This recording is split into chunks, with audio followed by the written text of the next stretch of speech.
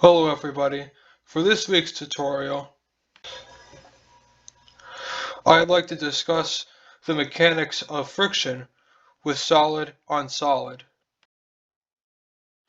like how dragging your finger across a table works. I will also discuss liquid and air resistance later tutorials, as solid mechanics are much more easier to understand than liquid and aerodynamic mechanics. So I will go over those first before I move on to liquids and gases. Every material has some roughness if you look at it on a microscopic level, which means it has little grooves that look like hills and valleys.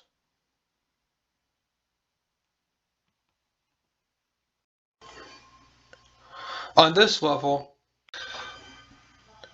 it is easy to see that anything that touches this surface will have to exert more force upon itself to overcome these grooves, which you can see for yourself when you drag your feet across something like sandpaper versus wood, as sandpaper is a much more rougher material with many more grooves in it than wood. However, the material is not the only factor in consideration for friction, although it is one of the fundamental things to consider. The other two things are the weight of the object pressing down on the material, because greater weight means that the object will dig in harder,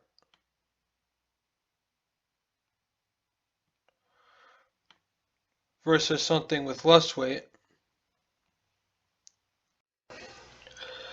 and the contact area where the two surfaces meet.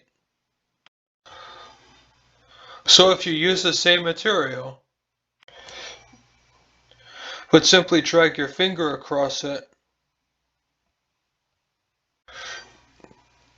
versus dragging the entire palm of your hand across it,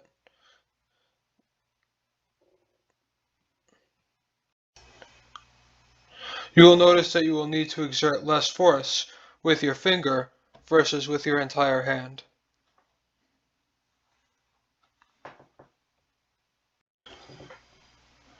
I.e., your finger will appear to glide more smoothly across the surface, even though it is the same exact roughness. This principle of contact area reducing or increasing friction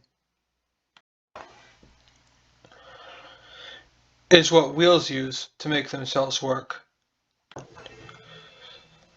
Because the contact area of a wheel is very small,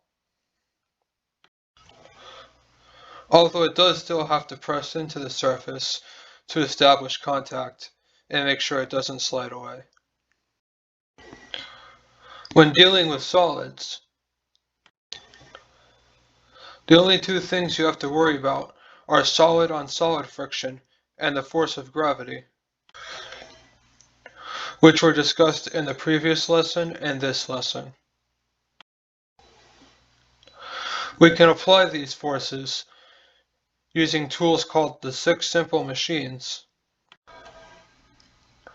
with the first and most simplest called the inclined plane,